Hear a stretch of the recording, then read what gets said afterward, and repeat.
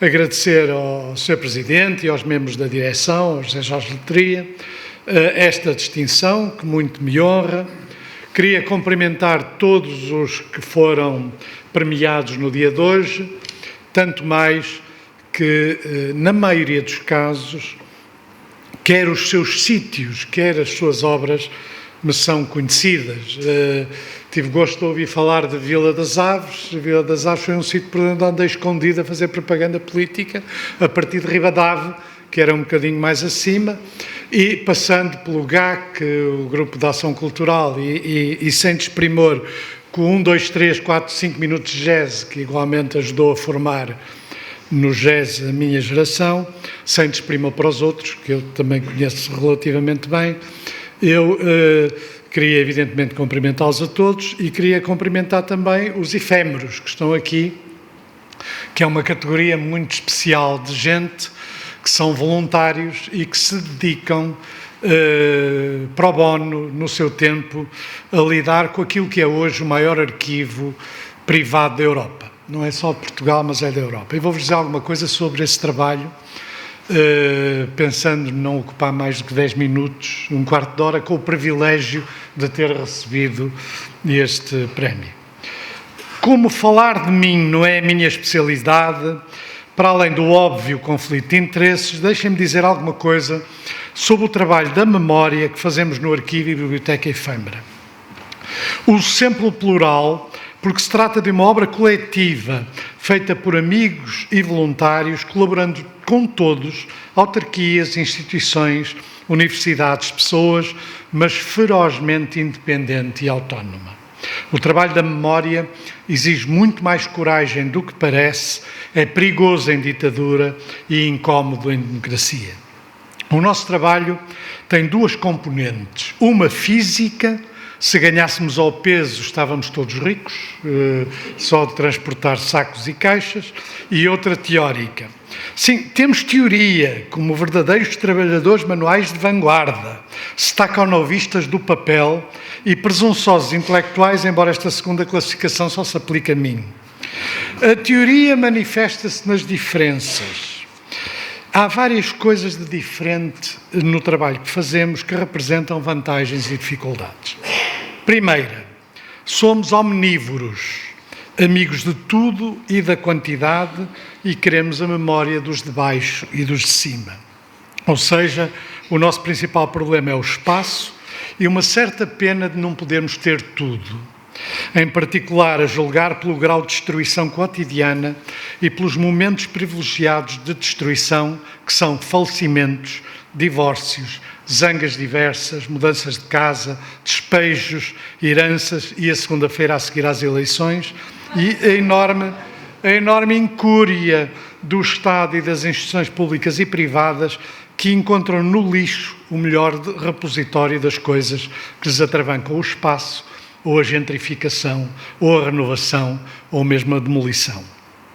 Neste preciso momento, hoje, na anterior semana e na semana seguinte, estamos a gastar os nossos escassos recursos para salvar milhares de dossiês, mapas, fotografias, diapositivos, disquetes, que retratam uma parte importante da história económica e social portuguesa. Em cada sala de um vasto edifício para demolir foi deixado um papel que dizia lixo. Somos, pois, parceiros em comer de tudo, dos chimpanzés, dos ursos, dos morcegos, dos esquilos, dos porcos, das formigas, dos corvos e um muito especial omnívoro, o ser humano. O que também significa que, não havendo guerra à nossa porta, temos sempre muito que comer. Segunda característica. Temos aquela ideia metafísica e, em um certo ponto de vista, absurda de querermos tudo. Quando me dá para a filosofia, eu digo aos nossos visitantes, espantados com o labirinto borgiano que estão a visitar, que é uma maneira muito satisfatória de lutar contra a finitude e a morte. O que nós fazemos é apertamos a ceifeira entre duas estantes e damos-nos umas coisas para ler, uma variante do célebre jogo de xadrez do sétimo selo, e dizemos que não a deixamos sair sem ler tudo. seja um livro de atas de um centro republicano, uns registros de fiados de uma mercearia do início do século XX, as cartas de amor, e é assim que eles se classificam um ao outro, entre a burrinha e o elefantezinho, as cartas dos PIDs à Comissão de Extinção, os mapas das águas dos portos da Guiné Colonial, o relatório de uma emboscada da Guerra Colonial, ou um diário de uma adolescente, começando aos 12 anos, quando foi pela primeira vez, entre aspas, pedida em namoro, ou um vestido de noiva expressamente feito com a indicação que devia ser diferente dos da igreja, porque a noiva era ateia e anticlerical, ou um desenho infantil do Sr. General Spínola com o seu monóculo, ou um livro de pobres, entre aspas, de uma freguesia de Lisboa, onde uma senhora condessa, em colaboração com o cardeal Cerejeira, inscrevia os pedidos dos pobres. De Olinda, casada pela igreja, quer 3 pares de calças para os seus 3 filhos. Tudo isto, em condições normais, ia para o lixo. E eu não estou a exagerar, porque eu já vi muito disto no lixo. Ilusão por ilusão, esta forma do nosso trabalho, numa história que nunca acaba e no qual é difícil imaginar o que encontramos e o que aprendemos, nem imaginem o que nós sabemos. Na realidade, há o nome de um disco de Rod Stewart que é Never a Dull Moment, é uma expressão inglesa a dizer não temos um único momento de aborrecimento. E como as coisas nunca acabam, temos sempre mais para ver do que a ceifeira entalada entre as estantes. Terceiro, somos por isso partidários da quantidade, hoje com muito má imprensa e bastante depreciada. Deveríamos ter como dístico num dos armazéns o que Hegel disse sobre a relação entre a quantidade e a qualidade, ou, se quisermos, para os nossos amigos e voluntários que são comunistas, a frase de Engels criticando Hegel.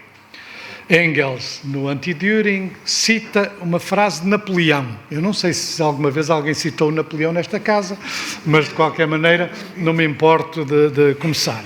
O Napoleão explica as vantagens da qualidade. Diz ele: 2 mamelucos sobrepujavam indiscutivelmente a 3 franceses. 100 mamelucos faziam frente a 100 franceses. 300 franceses faziam frente a 300 mamelucos. E 1000 franceses derrotavam, inevitavelmente, 1500 mamelucos. E, com esta descrição napoleónica, ele faz uma enorme defesa da qualidade em detrimento da quantidade e que o Engels comenta da seguinte maneira: não acabou por suscitar Napoleão e a sua falta de percepção da razão porque é que tinha perdido as batalhas todas? Não sofreu derrotas sobre derrotas. Porque é que foi derrotado Napoleão? Pura e simplesmente por ter desejado aplicar à tática da cavalaria, a confusa e nebulosa ideia de Hegel. Por isso nós somos firmes partidários da quantidade. E não teremos assim, certamente, problema com os mamelucos, porque seremos sempre mais do que eles. Salvemos-nos, pois, pelo materialismo dialético entre os seus quilómetros, os 6 quilómetros distante, onde a qualidade reina e onde a quantidade gera a qualidade. Temos centenas de bíblias, de catecismos, de livros de orações e, de repente, para utilizarmos o jargão da filosofia alemã, o ser para si torna-se num ser para o outro e se revela nos pequenos papéis que estão lá dentro. Uma oração aos pescadores da frota de bacalhau, outra pelos nossos viriatos que combateram em Espanha e outra ainda para que Nossa Senhora ajude a converter os comunistas ou os do alçapão, da oposição queirosiana, que queriam derrubar o senhor professor doutor António de Oliveira Salazar, Vénia. O problema é que Nossa Senhora enganou-se no alvo. Em vez dos pastorinhos, devia ter aparecido na Lisnava em pleno preque. Quarto, somos militantes da memória dos de cima e dos de baixo, com inspiração num célebre poema de Brecht, as perguntas de um operário letrado. Entre essas perguntas, quem construiu Tebas e a das 7 portas? Nos livros vem o nome dos reis, mas foram os reis que transportaram as pedras? Não, não foram. No arquivo estão os Césares e os cozinheiros dos Césares. operários, ferroviários, empregados de escritório, costureiras, metalúrgicos, têxteis, jovens deficientes que viveram toda a vida em instituições de assistência, criadas de servir, soldados que escreveram cartas, pequenos manuais técnicos para engatar as carruagens de um comboio.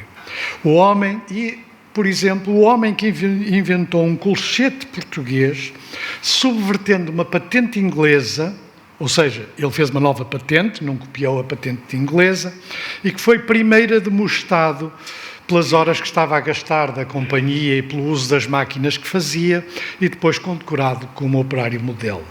Estamos, pois, cheios de materiais desta casa. Autores, já em muitos casos um pouco envelhecidos e esquecidos, mas que parecem sempre, entre outras coisas, nesta atividade que muitas vezes faz a nossa pequenez do name dropping, como dizem os ingleses, deixar cair nomes para mostrar sabedoria, mas eles acumulam-se os de cima com os de baixo, em quantidade, em todas as línguas, submetidos ao nosso desejo de ter tudo, invocando para isso Napoleão, Hegel, Engels, Brecht, Bergman, Jorge Luís Borges, Rod Stewart e os costeireiros, os enfermeiros, os médicos, os agricultores, toda a gente que, no fundo, constrói a cidade de Tebas. Dito tudo isto, podemos perguntar do ponto de vista cívico e democrático para que serve a memória. Não estaríamos melhor sem o peso da memória? Não, não estamos. Ficamos pior. Estamos num momento de crise do saber, de crise da cultura, de crise da democracia. Sei bem que em cada geração há quem diga isto e a história está cheia de catastrofismos culturais que se compreendem mais pela psicologia da finitude do que pela realidade. Mas num dia, numa época, num tempo, pode ser verdade. E eu não queria vir depois a olhar para as ruínas. Fazemos, pois, tudo para que tal não aconteça. Precisamos de mediações e a memória é uma dessas mediações. Não nos impede de fazer asneiras, a humanidade já o mostrou à sociedade, mas permite aos homens com memória perceber que são asneiras e talvez mitigar os seus estragos. Neste dia em que a Sociedade Portuguesa de Autores me premia como autor, aqui fica, pois, uma ínfima parte da obra coletiva de que faço parte. Muito obrigado.